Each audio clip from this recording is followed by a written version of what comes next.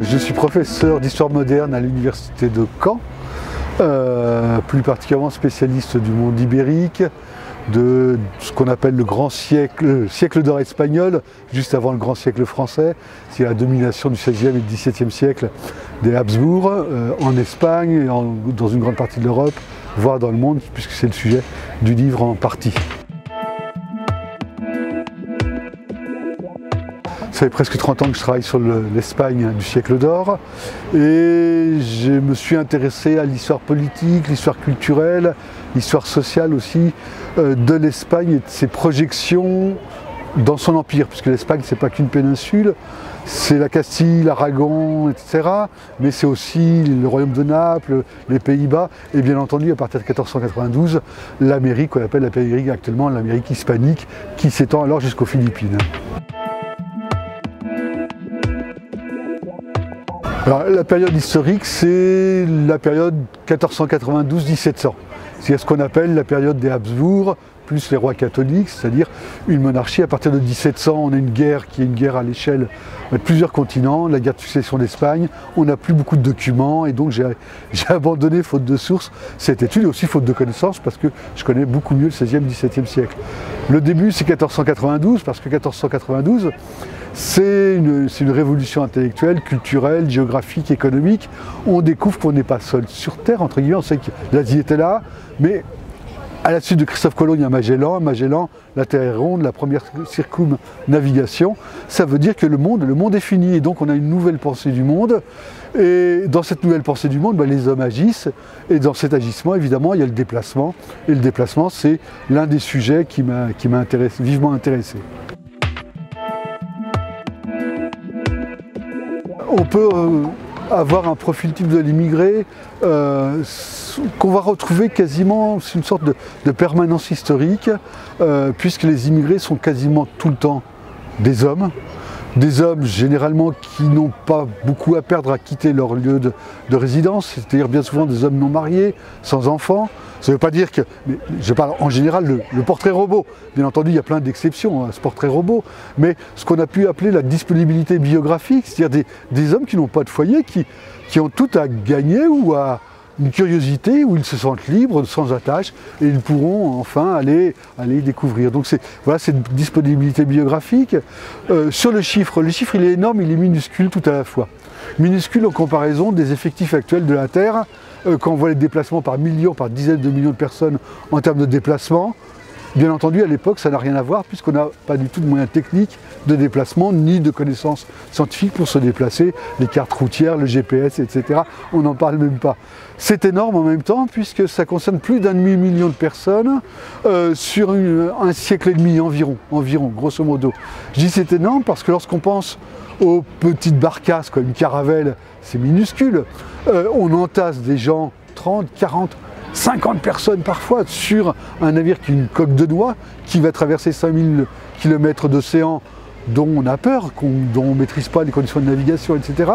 Si je pense 500 000 pour les conditions de l'époque, sachant que par exemple l'Espagne a 400 000, la Castille a 400 millions d'habitants, eh bien c'est un chiffre énorme. Ça représenterait de nos jours, pour un pays comme la France, 7 à 8 millions de personnes qui partent. Donc ça serait assez considérable. Donc il faut y relativiser historiquement par rapport à notre période, mais en même temps voir la révolution qui a pu entraîner le fait qu'on ait un déplacement aussi important de population. Effectivement, on n'appelle pas ça l'Amérique, ce sont les Indes de Castille. Les Indes de Castille, on est convaincu d'avoir découvert le chemin pour aller dans les Indes, et ces Indes de Castille, elles sont de Castille, donc c'est pas les Indes, mais c'est pas grave. Ces Indes de Castille, vous posez deux questions. La première question, c'est qui a envie de partir, mais aussi est-ce qu'on a le droit de partir? Et moi, ce qui m'a le plus intéressé là-dedans, c'est de voir que la thématique de la migration est fondamentale de nos jours. Il n'y a pas un pays qui n'en parle pas, que ce soit aux États-Unis, avec la frontière mexicaine, que ce soit la France, que ce soit la Hongrie, etc. Moi, ce qui m'a passionné, c'est qu'en géographie, j'ai une formation de géographe à l'origine, on définit d'abord l'émigration, celui qui part, et non pas l'immigré. L'immigré, c'est celui qui arrive. Avant d'arriver, il faudrait d'abord être parti. Or, personne ne s'intéresse à la question de l'émigration, de ceux qui partent. Et moi, ça m'a paru vraiment fondamental.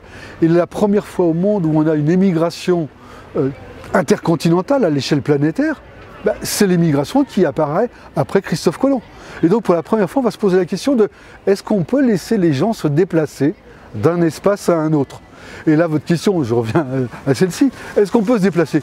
Eh bien, Jean Bodin, le penseur du XVIe siècle, disait il n'y a de richesse que d'hommes aussi. Or, à l'époque, on n'est pas du tout inquiet qu'il y ait des immigrés à venir. C'est une richesse, des hommes en plus, on est plus riche. Par contre, on empêche, et ça c'est original, c'est la découverte, c'est pas une découverte personnelle, mais ça m'a frappé quand même.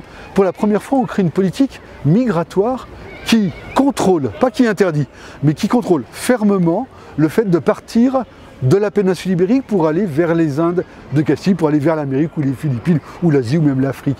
Et donc, ce qui m'a choqué, c'est que cette politique migratoire, la première fois où un État, la monarchie castillane, contrôle le déplacement de population, c'est pas pour vérifier les Français qui arrivent par dizaines de milliers en Espagne ou alors américains qui permettent de faire de bons bénéfices, c'est pour mettre en place une politique pour empêcher ou du moins pour freiner, pour contrôler le départ vers les Indes d'Amérique. Les rois catholiques et Charles Quint juste après eux, leurs successeurs, leurs petits-fils, mettent en place un monopole du commerce avec les Indes de Castille. Exactement comme au 19e, 20e siècle, la France et tous les pays colonisateurs établissent une sorte d'exclusif, c'est-à-dire que les colonies n'ont le droit de commercer qu'avec la métropole. Ça permet de substantiels bénéfices. Eh bien, la monarchie espagnole va commencer à établir, un petit peu sur le modèle portugais qui était un petit présent avant, par une Casa de India, une maison des Indes à Lisbonne, on va faire une Casa de Contratación, une maison de gestion de tout le commerce avec les Indes. Commerce humain, les gens qui vont migrer, commerce des marchandises qu'on va exporter, mais surtout l'or du Potosí, les fameuses mines d'argent, plutôt de métaux précieux du Potosí ou du Mexique. Cette Casa de Contratación va gérer tout ce qui concerne les Indes, depuis le commerce des hommes, le commerce des marchandises, le commerce de métaux précieux, et bien souvent c'est le départ des moines, le départ des ecclésiastiques, etc., avec un contrôle, le départ des femmes, etc., tous ces types de contrôles qu'on peut avoir vis-à-vis des colonies. Alors, ces émigrés qui quittent l'Espagne, on peut dire qu'il y a trois grandes motivations. La première motivation, si on prend chronologiquement, on va dire ça comme ça, en pensant au Moyen-Âge, il y a la gloire, la soif de gloire.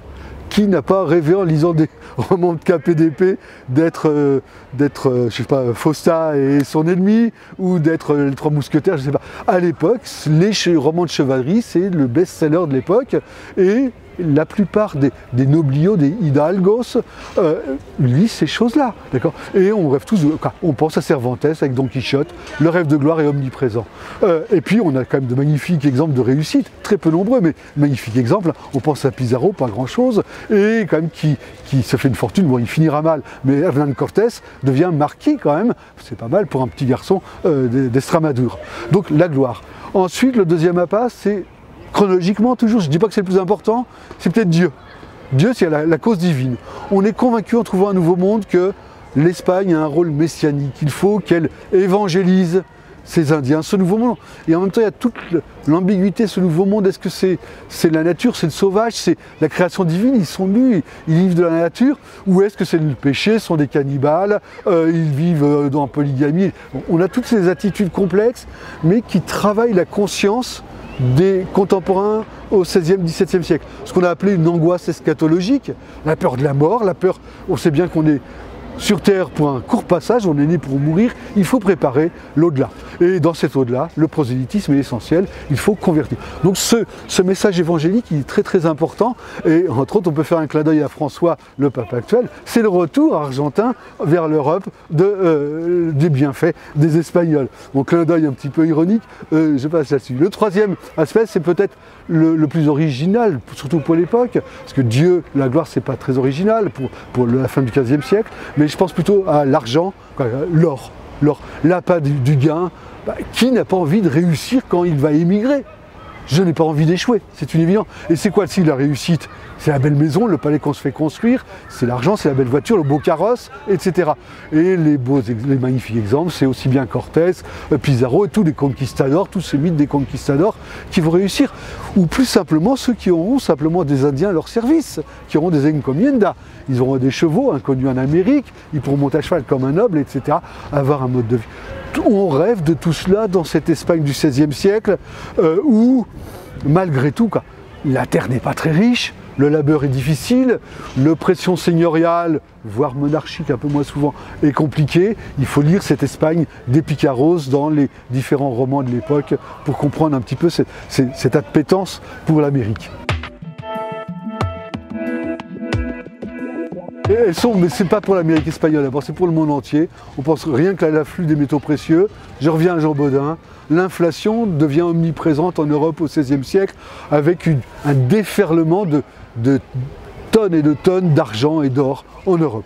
Première conséquence. Deuxième conséquence, au niveau étatique, politique, une monarchie qui tout d'un coup a des ressources inégalées jusqu'à présent et qui va développer une politique impériale à Naples, lors de le Milanais, à Venise, contre la France. Toutes les guerres du XVIe, XVIIe siècle en France quasiment sont contre l'Espagne. C'est cette Espagne qui est bien moins peuplée, 3-4 fois moins peuplée que le Royaume de France, mais qui pour autant a des moyens financiers colossaux.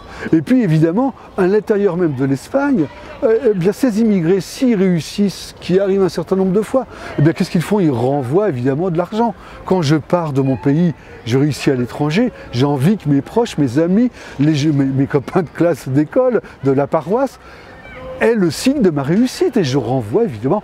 Et on pense bien entendu, alors je crois que le signe le plus manifeste, c'est quand on se promène en Espagne, il faut visiter l'Espagne, on passe dans chaque paroisse, on a une église qui écrase le village de campagne qui est gigantesque. Et quasiment toutes ces églises sont du XVIe, XVIIe siècle. C'est large, c'est indirectement, bien entendu, ça passe pas d'un coup, il n'y a pas de chèque à l'époque, mais ces immigrés, la monarchie, les nobles qui occupent des postes importants en Amérique, tout le monde rapatrie ces ressources importantes. Alors la dernière conséquence, c'est que à force de devenir riche, on devient pauvre. C'est le paradoxe, c'est un petit peu c'est très schématique de dire ça, mais pour le résumer en peu de temps, oui, plus on devient riche, plus on devient pauvre, c'est-à-dire moins on travaille, bien entendu, plus on importe, plus je dépense, et moins j'ai l'habitude, effectivement, d'aller chercher ce dont j'ai besoin. Et l'Espagne devient de plus en plus dépendante, d'une part de ses colonies, c'est vrai, mais surtout des pays qui sont proches. Les pays qui sont proches, c'est la France avec l'économie des draps, par exemple des draps de luxe, de Bretagne, de Guingamp, les manufactures, etc. C'est Venise avec les miroiteries, c'est les Pays-Bas, qui étaient encore espagnols, ou les Provinces-Unies, plus tard Amsterdam, qui importent. On importe de partout en Espagne, à tel point que l'Espagne, par exemple, à la fin du XVIIe siècle, ne produit quasiment plus de vaisseaux. Elle achète à ses ennemis des vaisseaux parce qu'elle n'est pas capable de les produire, donc elle paye ses ennemis pour acheter des vaisseaux, ils font la corde qui servira à les pendre plus tard. Donc c'est un petit peu l'échec de la réussite, si on peut dire. J'ai résumé un petit peu rapidement, très schématiquement, mais pour bien comprendre quand même que ça a des conséquences et péninsulaires et européennes, mais aussi évidemment mondiales. Je me suis beaucoup interrogé sur cette question-là, puisque l'émigration est d'abord une immigration masculine à plus de 90% au début, et la monarchie très rapidement va s'occuper de cette question-là. Je vais en reparler peut-être, mais effectivement ça veut dire que si les jeunes hommes partent, qui reste-t-il au village? Plutôt plus de femmes que d'hommes. Ce qui pose des vrais problèmes. Ça pose des problèmes parce que on a d'abord toute la question des mères, des sœurs, qui n'ont pas de frères ou qui n'ont pas de fils. Et les structures familiales sont en quelque sorte ébranlé, ou du moins on s'interroge à chaque fois sur le devenir de celui qui est parti. Et alors, les quantités ne sont pas colossales comme de ces immigrés, mais chaque village a 1, 2, 3, 4, 5 émigrés tous les 10, 15, 20 ans, et on a des effets retours, des échos.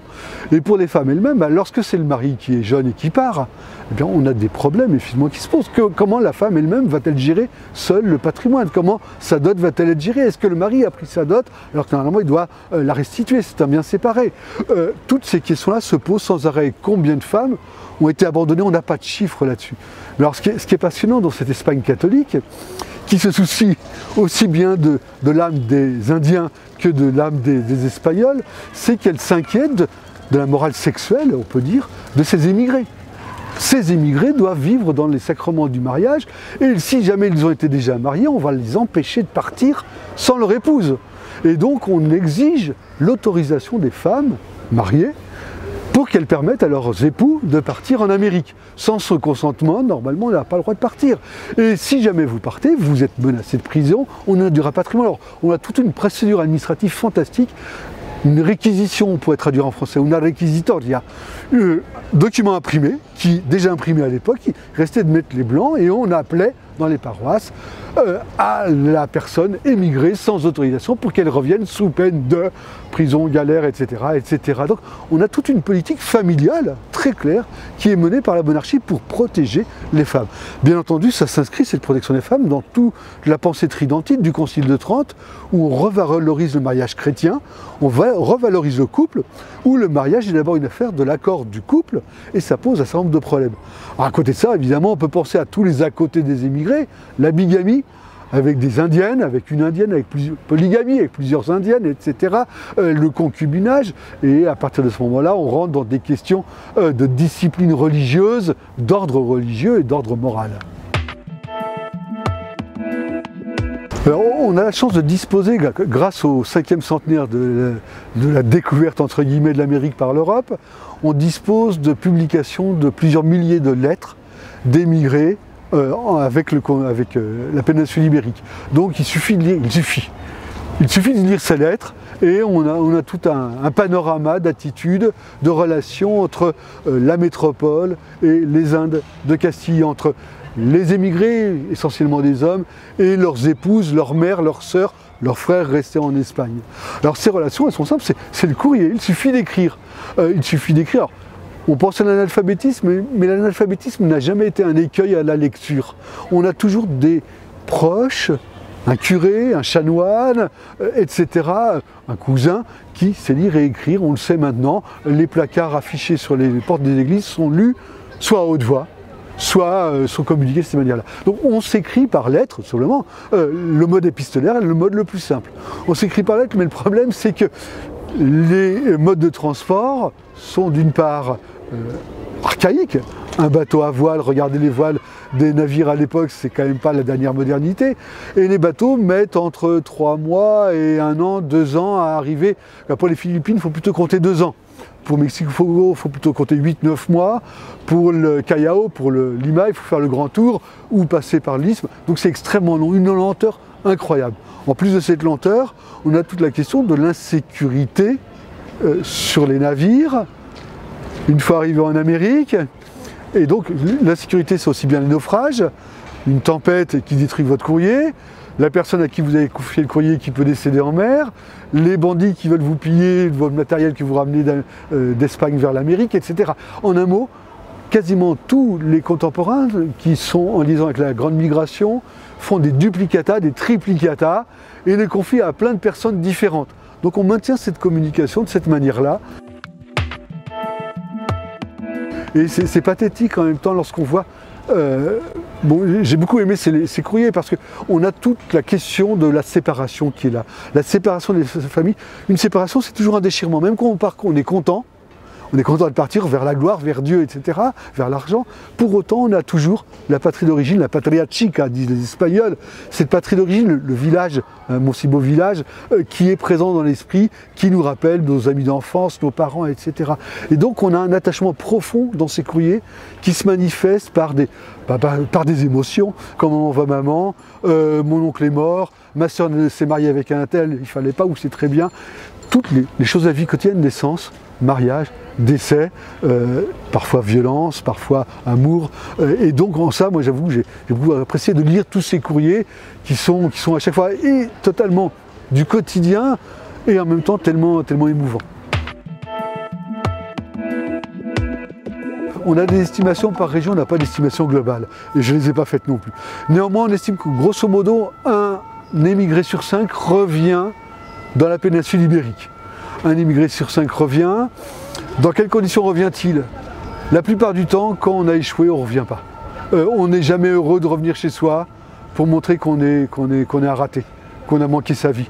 La plupart du temps, on reste, on se contente de ce qu'on a, soit dans l'alcoolisme, soit par des mariages avec une indienne, ce qui est déjà une sorte de dérogeance, ou quoi que ce soit, mais on ne revient pas. Bon, il arrive qu'on revienne même quand on est échoué. Mais la plupart du temps, on revient pour montrer sa réussite, pour soit se marier avec une personne d'un rang un peu plus élevé, soit pour faire que sa sœur épouse quelqu'un, et on la dote grâce à la fortune qu'on a faite en Amérique, et donc on en est fier. Bon, l'archétype là-dessus, c'est le palais de la Conquista à Trujillo, que Hernando Pizarro, le petit frère de Francisco et de Gonzalo, s'est fait ériger à Trujillo, le palais de la Conquête. Grégoire Salinero, sur la ville de Trujillo, a montré, entre autres, l'investissement, ces conquistadors qui reviennent et qui se créent de superbes maisons, j'allais dire de superbes palais plutôt. Il y a deux questions dans votre question. La première, la question en tant qu'expertise historique. Je pense que c'est plutôt de mon travail, parce que j'ai pas voulu faire un travail militant, même si j'ai mes idées, mais en tant qu'expertise historique. Ce que ça me dit, c'est que la politique migratoire n'est pas une chose qui est immuable, qui ne bouge pas. On a toujours pensé que l'étranger était un danger, etc. Ce qu'on pense quand même grosso modo en disant qu'il faut éviter absolument le mouvement migratoire actuellement. Non, au XVIe, XVIIe siècle, ce qui est dangereux, c'est de perdre de la population. Actuellement, on a le raisonnement inverse. Ce qui est dangereux, c'est que des étrangers viennent chez nous. Je crois que c'est quand même intéressant de se dire qu'on n'a pas toujours pensé comme ça, et je pense que c'est fondamental de chercher à chaque fois en histoire comment on peut penser différemment. Ce qui ne veut pas dire qu'il faut penser différemment. En même temps, moi, ce qui m'a intéressé, bien sûr, là-dessus, dans ce sujet-là, c'est qu'on voit effectivement la difficulté de migrer. La migration, c'est toujours une grande tentation et une grande peur, une grande inquiétude. On a envie de partir, mais on ne sait jamais ce qu'on trouve. Ou si on sait ce qu'on trouve, quand on va dans des camps organisés de vacances, mais ce n'est pas une migration, il n'y a pas cet inconnu. Et l'inconnu, c'est quelque chose de fascinant, de merveilleux, et en même temps quelque chose de très angoissant, je crois. Alors, est-ce que c'est une réponse aux questions de notre temps? Je crois que l'historien a soulevé toutes ces questions. Parce que on ne peut pas penser actuellement, je crois, l'immigration qu'il y a en France sans penser qu'il y a des gens qui sont partis de leur pays, qui ont été arrachés de leur famille, ou qui sont partis très contents de leur famille peut-être aussi, mais on ne peut pas penser ces choses-là. Le musée de l'immigration qui se trouve à la Porte Dorée, je crois, est quand même un musée qui est extrêmement bien fait. Contrairement à l'habitude, on ne nous parle pas de l'immigration comme étant un bloc de gens différenciés. On n'a pas des immigrés, on a une multiplicité de gens qui viennent d'endroits différents. Rien à voir entre l'intellectuel irakien venu avec 15 de ses frères, etc. Je n'ai rien contre les Irakiens. Et celui, le balayeur irakien, qui lui a fui parce qu'on l'a torturé. Donc on ne peut pas penser une catégorie unique, les immigrés. De la même manière, on ne peut pas penser une catégorie unique, l'émigré, celui qui part. Mais ce qui est important, je pense, c'est effectivement de voir qu'à chaque fois qu'il y a séparation, il y a un problème humain. Et en même temps, je pense que les sociétés ne s'enrichissent qu'avec les hommes et jamais en les repoussant.